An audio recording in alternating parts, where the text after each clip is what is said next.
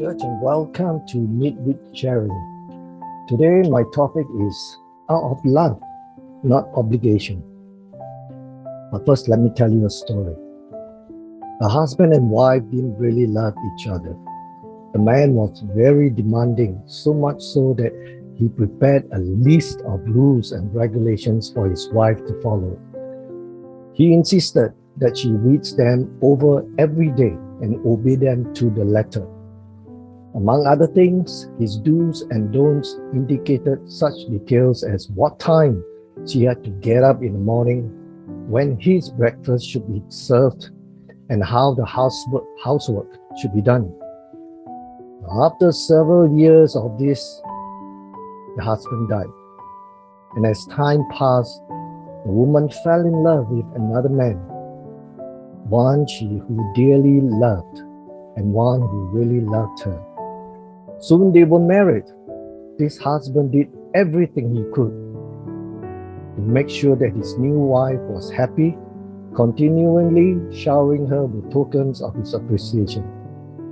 One day, as she was cleaning the house, she found tucked away in a corner of a drawer, she found that it was the list that her first husband has drawn up for her.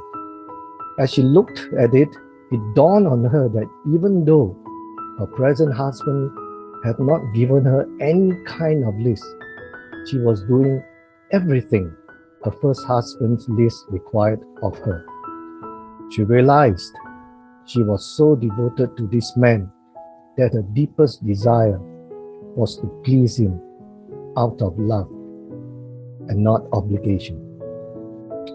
Church, I know that many Christians are trying to be good Christians, trying to please the Lord by reading the Bible, praying, serving in church, giving money to the church, giving money to the poor. That's wonderful, that's great. But some of us are doing it out of sense of religious duty, out of obligation. Not because they are in love with God and want to know Him or offer up their lives to Him. Then sometimes they wonder why their spiritual lives are so dry. Aren't they doing everything a good Christian should do? Well then, why isn't God keeping His part of the deal, answering their prayers and giving them the abundant life of peace and joy that Jesus said He would give us? Just there are 2 points I want to make here, just a quick points. The first point is this: the Christian faith is not a business transaction. Church, the sooner we know, the better it will be for us. This kind of business is called religion. It is based on what you can do for me and what I can do for you. What God can do for me, then I will do something for God.